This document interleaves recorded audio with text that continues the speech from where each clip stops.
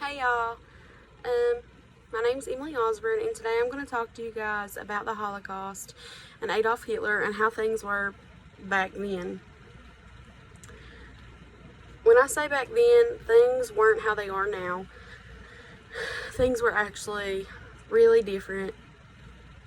Worlds were different, and everybody was worried about what was going to happen the next day and the next step, and if their world was going to be turned upside down. Most of the people that lived back then, if they were Jewish, they had to be kept in secrecy. They had to keep their identities hidden. And they found German friends who were actually the good Germans. They found them, and they hid them, and they housed them, and they fed them for as long as they could, because the Germans ended up being the bad guys, so to speak, because of Adolf Hitler and because of the National Socialist German Workers' Party, which was the Nazis. In the 1930s, after World War I had affected Germany so bad and made them suffer hard, people were out of work, and they didn't think they were going to make it without a powerful leader. They were trying to recover from all that. They were trying to find the upside to things. They were trying to figure out how they were going to move on without somebody there to lead them in the ways that they needed led. So they started looking for someone, and Adolf Hitler had heard about this plan and eventually tried to make things harder and to make things harder for other people to be elected.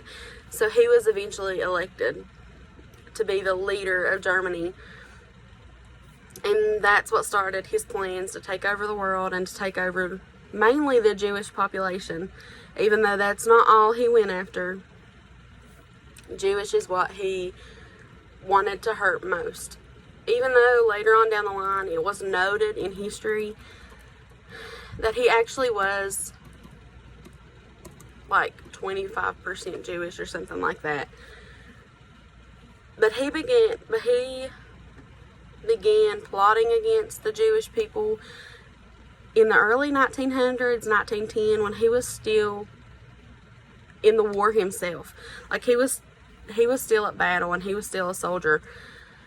And he had always had his mind set on stuff like that since he was younger.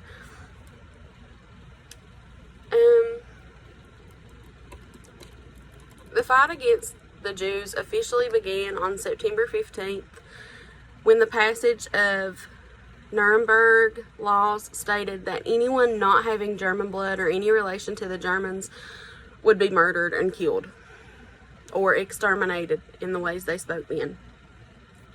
In 1933, concentration camps started to hold Jews and other targets of the Nazis. They started to hold them and keep them up, and that was their way of torturing them. They sent them to those camps where they didn't have food, they didn't have their families with them, they didn't even have really clothes on their backs, and they made the most of what they could, but there was nothing there, and they were tortured, and they were kicked, and they were beaten.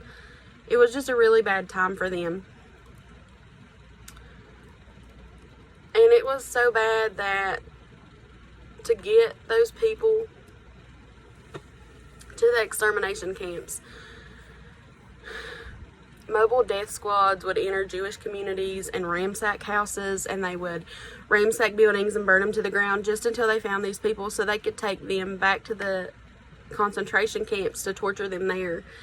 And as they were tortured there, they would be beaten, and they would eventually die. And if they weren't killed in extermination or in gas chambers, they were sent to the lab to have experiments done on them, and the experiments were so in-depth and so brutal that they ended up killing them too.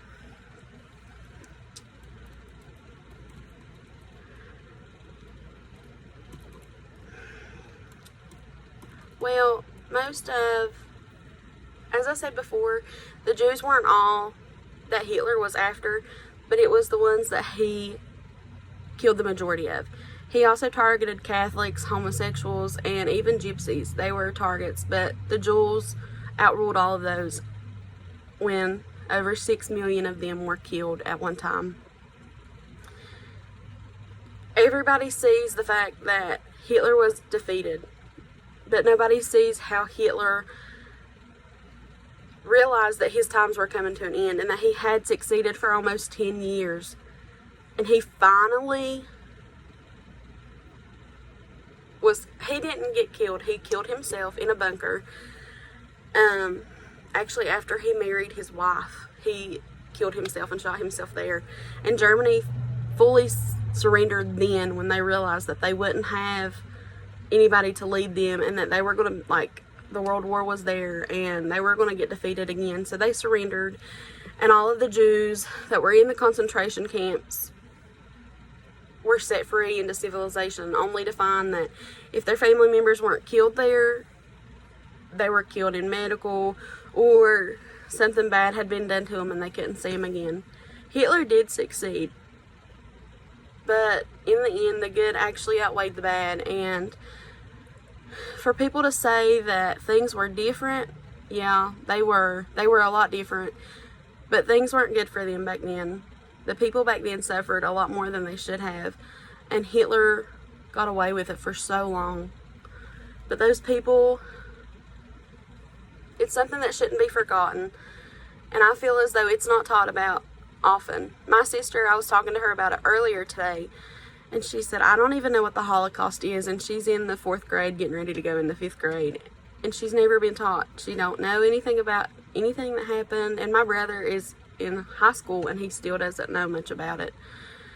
So I really thought that it was something that didn't need to be overlooked anymore, because it's something that happened, and it was something major that happened, and things were just different for everyone. Thank you guys for listening and for being a great audience. Bye.